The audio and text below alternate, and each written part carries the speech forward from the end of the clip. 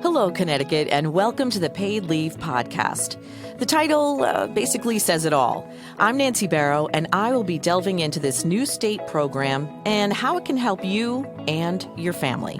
This podcast will give you information you should know about Connecticut paid leave and maybe just a little bit more.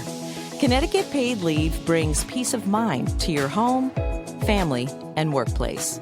Welcome to the Paid Leave Podcast. June is Pride Month, and we celebrate the LGBTQ plus community all over the world. And we celebrate people no matter how they identify or who they love. Pride is what everyone should feel inside about who they are and how they see themselves. This episode focuses on the LGBTQ plus community and family, which could mean biological family or chosen or found family. Connecticut paid leave can give up to 12 weeks of income replacement for certain health and family-related reasons. If you are caring for a loved one who has a serious health condition, Connecticut paid leave has an expanded definition of family. When you're taking caregiver leave to take care of a loved one, it doesn't mean they have to be blood related. It could be related by affinity, and that expands the definition of family. It could be someone who lives with you and is like a spouse, but maybe you aren't married. Or it could be someone who is like family, maybe a friend, a neighbor, or a coworker, or a godson. The definition is very broad and inclusive. Both of my guests are so very inspiring and amazing in their own right, and both are huge advocates for the LGBTQ plus community and continue to do the tough work needed in a very nationally hostile environment. Joining me today is Robin McHaelen, who is nationally known LGBTQ plus leader, an advocate, educator, and consultant. Robin has her master's in social work and is the founder and former executive director of True Colors, Inc. She has co-authored 2 books, several articles on LGBTQ plus youth, and is a nationally recognized thought leader. Robin is an adjunct professor at Central Connecticut State University, teaching intergroup communications and human sexuality. She was appointed by Governor Lamont to the Hate Crimes Commission, and she is the recipient of numerous state and national awards, including the 2019 GLAAD Award for Leadership, the 2016 Connecticut Central State University's Women of Influence Award, and in 2009, she was chosen by the National Association of Social Workers and Lambda Legal Education and Defense Fund to create and present a Master Train the Trainer program to 40 master trainers around the country. And that's just the abbreviated version.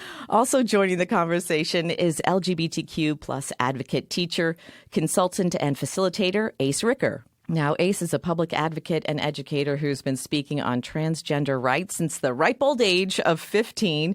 He's the founder of A.C.E. Awareness Through Communication and Education. It's also known as A.C.E., which is his first name, where he facilitates interactive workshops, training sessions, and roundtable discussions. And A.C.E. is a transgender man of color who can speak about his personal experiences and inspire others. Well, welcome to the podcast, Robin and A.C.E., and happy Pride Month. Thank you. Yeah, thank you. Great to be here. We have a mutual friend who told me to tell you to do your thing, which is the litany of language. So I'm wondering if you could do that for us. Sure. So I've always, when I do a lot of training still. So I always start in the same way. I say that I've been working with gay, lesbian, bisexual, transgender, intersex, queer, questioning, two-spirit, same gender loving, pansexual, flexual, not straight, not labeling, straight-ish, straight so far, straight with options, straight but stuff happens, gender bending, bi-gender, pangender, agender, asexual, non-binary, and other sexual and gender minority youth for about 30 years. You've been doing that. That's amazing. Right. I start with the litany of the language because for 2 reasons. One, to make the point that the language is changing and how humans are describing themselves and their experiences may be very different than many of us grew up with. Fortunately, we don't really have to keep up. We just have to keep open. And I also would say that we don't have to necessarily really understand or in some cases even approve. We just have to accept and respect. When someone tells us who they are, it's our job to say thank you for sharing. But I would often ask kids how they identify, and then pretty much no matter what they would say, I would say something like, wow, thanks for telling me. So what does it mean to you to be a non-binary, bisexual, pansexual femme? What is that like for you? Because I don't know what their experience is. And so it's just, if you stay open and appropriately curious, right? And appropriate is the key word there, appropriately curious, most often people are happy to tell you who they are. Some of the things that they're just curious about, there's no actual learning from it. There's no need to find out the answer of that because it's not going to go anywhere. Right. So like who wears the pants in the relationship is a question oftentimes that I will navigate in certain spaces if I'm dating an individual who is also masculinely based. And the appropriate questions usually are not the ones that are being asked. They're the ones that are like the curiosity it's very much so. It's like, I just want to know this because it's something interesting to me, even though I'll never need it. Right. And usually it's just when they start this momentum into asking questions like that, because some of us are open enough to navigate those conversations to a point, then there's like this rapid hill that they just continue to roll down with questions like, you have no need for these in your future. I've navigated conversations in Connecticut very particularly. They're like, oh, we're better. We have protections in place. And I'm like, that doesn't mean we need to be complacent because we're better right now than Florida or Tennessee or wherever it is, because that momentum right now is starting to trickle back into Connecticut, and it has been. All over. And also, with these policies and protocols that are in place in Connecticut, there are places in Connecticut that they are not following these policies and protocols, and that they need to be held accountable for that, because I've unfortunately had to navigate with different school districts, with parents coming to me saying, hey, my kid is dealing with being verbally or physically assaulted, and we're going through this process with the school, and it just seems we're being swept under the rug, and the action climate plan is not being navigated, or people don't even know there's an action climate plan even in place, and we don't know where to go. Yet lots of individuals immediately be like, oh, we're a safe place in Connecticut, and we're a blue state. And I'm like, I know spaces in Connecticut as an openly trans black man I do not feel safe in as an adult, and have had to navigate conversations with young kids who shouldn't even be fearful at these young ages just to be themselves and navigate having to deal with school, and let's figure out what club I want to go to. They're already navigating fears like I had to. By the age of 7, I already navigated very internally, I'm different than my peers. But because there was no places that I felt safe to navigate that conversation outwardly, I struggled a lot in moving that. And by the age of 11, the friends that I did vocalize that to, when we were going to like amusement parks or stuff like that, having to say like, hey, if I don't come back from the bathroom in 10 minutes, please check on me because I don't know if I'll be safe. As a 10 and 11-year-old, there are conversations like that happening still now in a blue state, what is seen as we are more safe and protected here. Those conversations are still happening, and that's why we need to continue this momentum in a positive and reinforcing that trans rights are human rights, equality for all, equity for all, and that we can't be complacent with saying, "Oh, we're doing better than like we're not Florida right now." I'm really shocked at what you're saying about Connecticut, because I thought like, oh, we're such a there's so many red pockets in Connecticut. Yes. Yeah. And when you look at the national and state related statistics around the level of anxiety, the level of depression, the level of self-harm, the level of suicidality, that's not because they're LGBTQ+, that's because they're being discriminated against, harassed, and abused because of who they are, even if they haven't come out, because they're getting all these messages from everywhere that who they are as a human is not being accepted, is not okay. And that's a big thing where there are some towns in Connecticut that have or are trying to put ordinance in, especially for Pride Month, with raising a pride flag. They're like, why do we need to do that? What's the importance of that?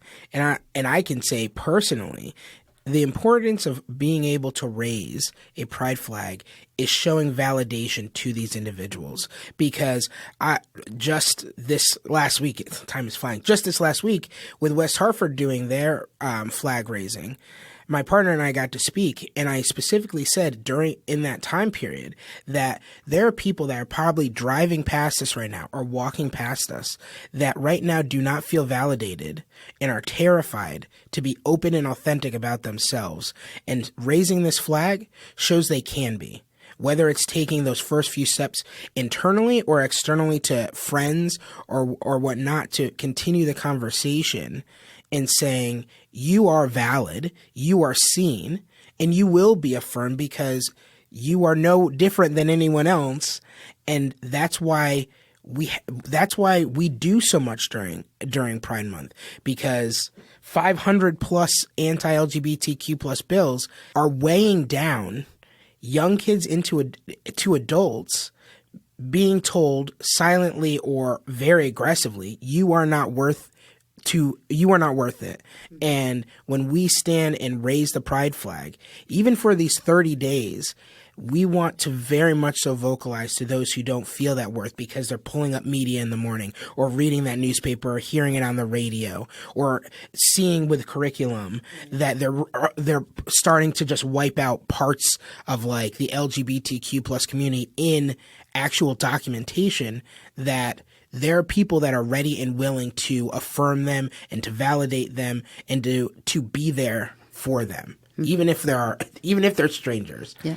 I saw a TikTok yesterday that just really struck me. It was by a librarian who was talking about a librarians conference, and they decided that the National Association decided to hold it in Florida in order to support and be a stand for against all the stuff that's happening in Florida. So, and this is what they did. They rented out the entire space so that they would have control of any human who came in because they didn't want protesters there. They hired extra security. This is a conference for librarians, y'all. Yeah, librarians. Right? And you need extra security. This is crazy. The gender clinics in Connecticut, the gender clinics around the country are getting death threats. They've had to take their staff off of their websites because they were getting so many death threats. That this is crazy. I'm almost 70, right? So I know and I've seen how things have progressed over the course of the years. I haven't seen this level of vitriol since the 80s. What people need to do is, if you are straight and cisgender, you need to be an outspoken ally. You need to be an accomplice. You need to be out there writing letters to the editor, being involved in the different states, sending money to the organizations that are doing the work on the ground, like GLAAD and Lambda, or, Q+, which is doing all the work with young people in Connecticut, that, putting your money where your mouth is and funding the people that are doing the work. That's what's really important right now. And that, there's all this corporate stuff, but that's pinkwashing. That's playing. That's not really making a difference for people on the ground.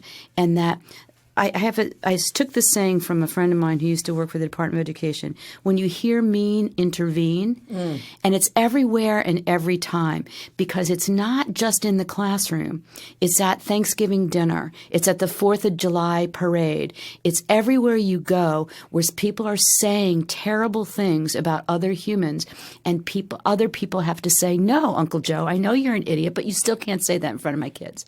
Because biases are passed from generation to generation. And people have to step up and make a stand. And that's something that really steered me into becoming such a vocal advocate and educator at such a young age, because navigating spaces with no visibility, there was no one within books or materials or even on the television that showed any diversity.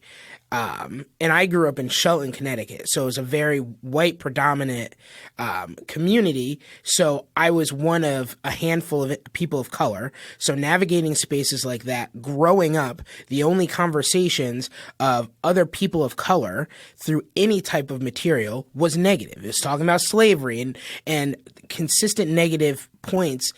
And then navigating being trans, alongside that, there was no materials. There was no one. There was no visuals. There was no content. There was no place I felt there was any outreach. And as a young trans man, I was hearing high levels of ignorance of what trans people were like. And I was like, well, that's not true, because I'm part of that community. And that very much so started me becoming very vocal very quickly, saying I am no different than any other person. I'm the person that's getting their oil change done, waiting way too long, it feels like, for that, getting the coffee in the morning, paying the taxes. I am no different than you. And these specific manufactured pieces of media on building fear to these communities have such the skewed imagery of what a trans individual or a non-binary individual or the lifestyle we have are like. And that's where I stand behind a mic and I'm very open in saying, I'm a trans guy, a person of color. I've navigated spaces. I've gone to school. I've gone to college. I have my own business. I am no different than you. Yet I walk out of my house every day just like you. And no matter who comes across me, there are people who have never met me who want me completely erased from this world. And to have individuals want, for just the simple fact of very skewed materials that they have read on, they do not want me to be able to walk this earth safely. And that's terrifying. But that also then fuels my fire, saying, I am no different than you. Being trans is a part of me. Did you have any teachers who were particularly supportive of you? I very fortunately found a small group of individuals, and have a good friend who's still a good friend of mine in grade school and up, that were allies pretty much from the get-go and really reinforced affirmation of me. And statistics show that, like, one individual can reduce, like, suicidal ideations, depression by 40%, if not more. Mm-hmm. A single individual supporting and affirming somebody.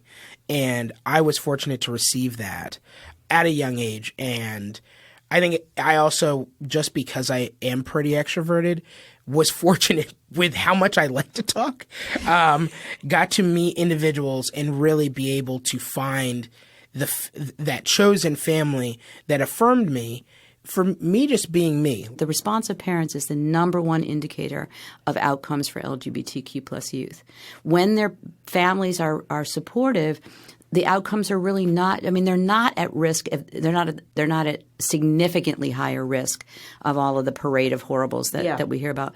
But when families are continually rejecting, then that correlates with all of those risks. So working with the families, years ago I first started doing work in the child welfare system, and the way that the child welfare system worked all those years ago was that if the family rejected the kid, they threw the family out and they looked at other forms of permanency, which were often really unsuccessful because kids love their families. And that even years on down the road, they want their families.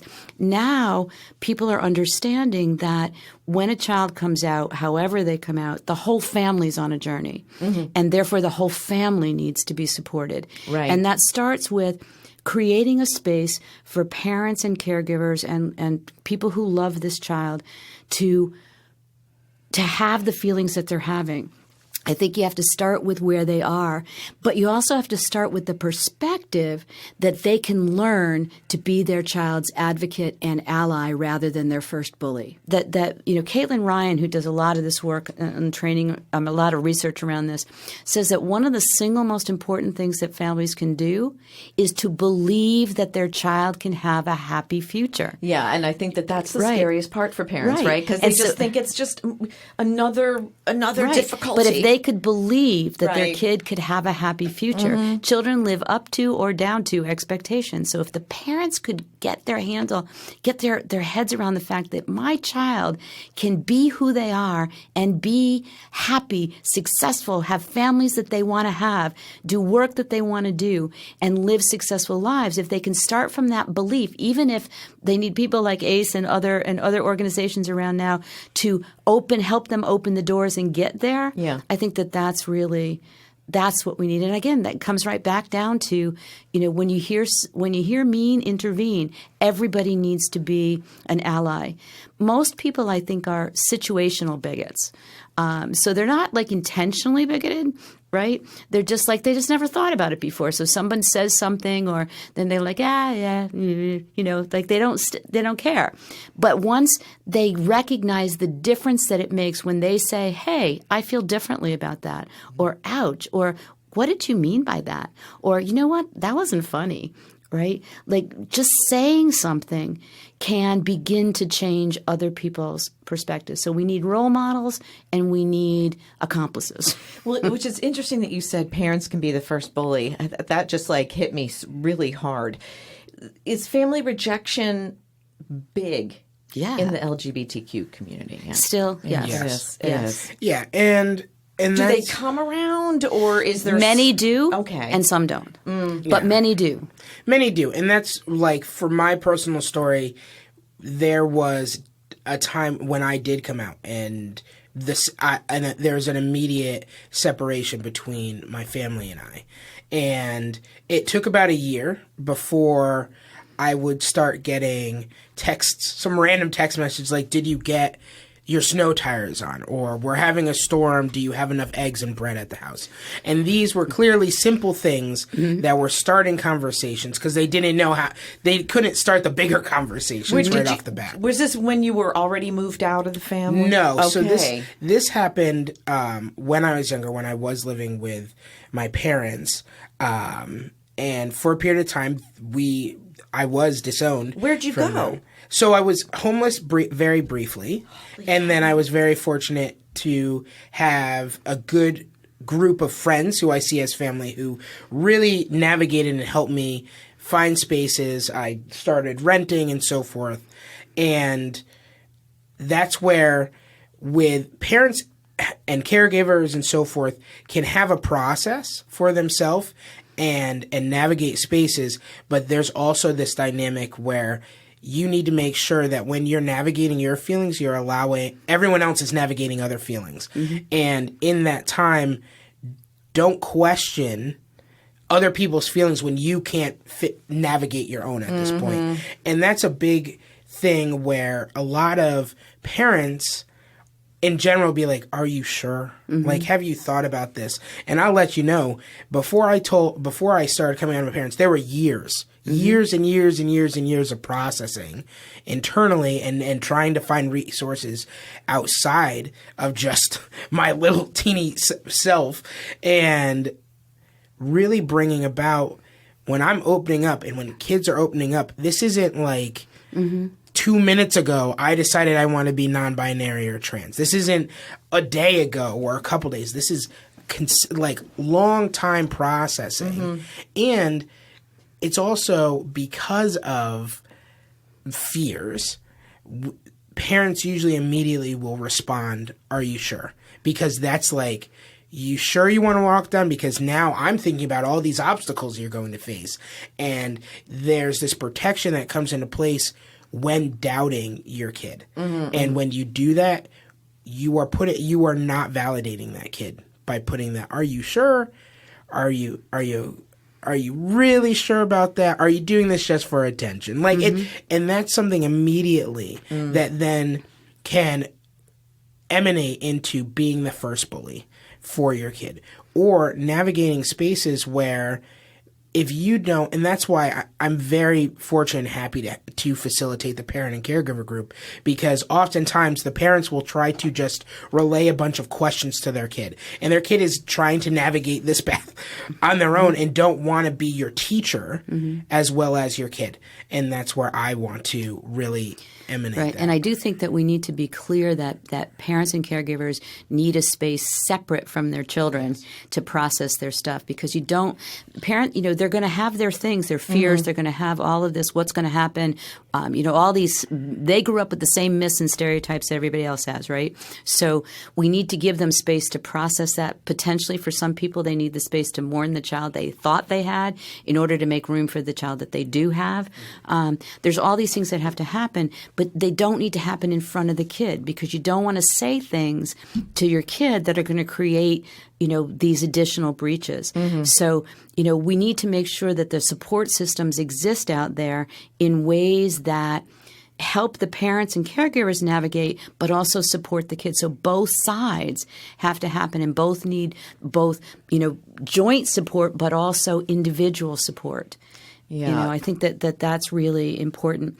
And I think that for most parents, a lot of times what they want to talk to, they want to meet another parent who's gone through what they're going through. They want to be able to see that there is a path. And it's interesting, I think one thing that you can think about as a resource too is Connecticut Paid Leave. Not only do they cover the mental health aspect, but when you're talking about caregivers and all that, the caregiver leave really does have that whole 12 weeks of income replacement. If you're taking care of someone, a child, or you're the caregiver, or whatever your family looks like, the caregiver leave has, like I said earlier, it's related by affinity. So it could mean anybody, your neighbor, coworker, whoever you're really close to, who can take time away from work and take care of you. Right. There's something really beautiful about that we do have that in Connecticut. And I would love everybody to look at that as a resource, for mental health as well as physical health, because they do also cover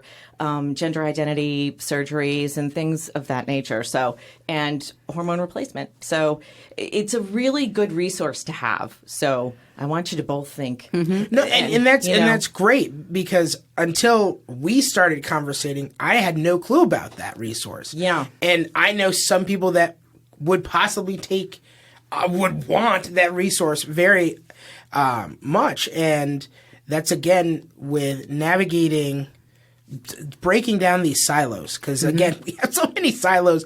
And to ask the questions, just to navigate and ask the questions, because there's simple conversations we're not having because they're still taboo. How important are the services that Connecticut Paid Leave offers?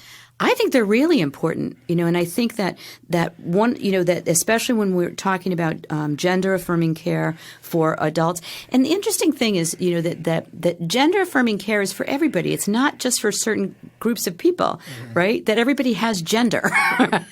Exactly. So gender affirming care is really about everybody. And as a cisgender woman, I've made choices about how I've modified my body, with tattoos, with, different, and, so different people make different choices about how or when or if. But for example, having the ability to care for someone who's having gender affirming surgery. If your kid is in having a difficult time negotiating school or other things and needs mental health support, that every kid since COVID, the rates of depression and anxiety among kids of all genders and orientations has skyrocketed. 1 in 7 in Connecticut. Yeah. And so, recognizing that people of all orientations and genders, however we define family, that we have access to a range of services that allows us to appropriately care for our family, however we define that.